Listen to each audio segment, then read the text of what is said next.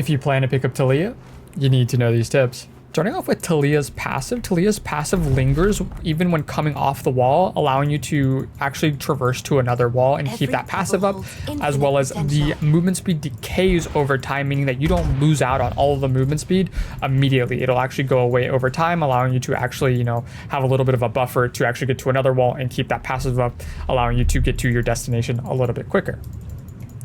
Now for Talia's Q is very cool because it allows you to act out or use other spells in the instant you finish casting Q. So I can Q recall, allowing me to actually get my recall off a little bit quicker and still wave clear or finish up a camp. You can also Q Zonias. You can Q in Zonias to have an invulnerable Q, which is very, very useful to make sure that your Q does go off. With the Q, you can also Q flash, so you can Q flash to do something like that. And this also does work on the empowered Q as well. So you can see that I'm outside of this range of this dummy, but I can still Q flash to actually get inside of that range, and I will take up that worked ground and still use the empowered Q, which is also very nice. So you don't actually have to be directly inside it. So you can Q and flash, and you can see that it's still the empowered Q version, which is pretty dope. Keep your eyes on the horizon. Now something I wanted to demonstrate and let you guys know is that the W does not do any damage. It does 0 damage at all by itself. None at all.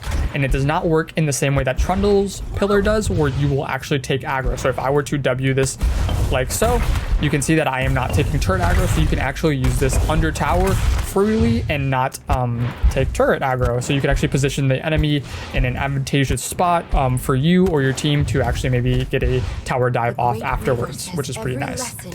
For your E, you can E flash like so. The E also does work on things such as Scuttle Crab Dash and Rift Herald Dash, which is pretty nice.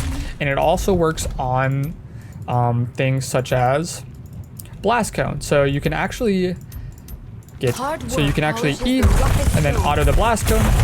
And you can see that he does take the damage off the mines. Just know that it does not stop the dash or the blast cone dash completely. So do be aware of that. And the max amount of damage that a person can take from E is off of 4 mines. So anything beyond 4 mines, you're not doing any extra damage. So do be aware of that. Nothing like a fresh patch now onto her R. Her R has a very long hitbox. So you can see that right here, the indicator is showing that it will not reach the other side of that other wall right there, but you can actually R and you can very well see that it will hit the other side of the wall, which is fairly nice. You can also use your R to actually knock enemies into kind of bad areas, right? So if you hit it just right, you actually will knock enemies over walls or, you know, kind of into your team if you do it just right. But it is a timing thing, and there won't be a lot of scenarios in which you can do so.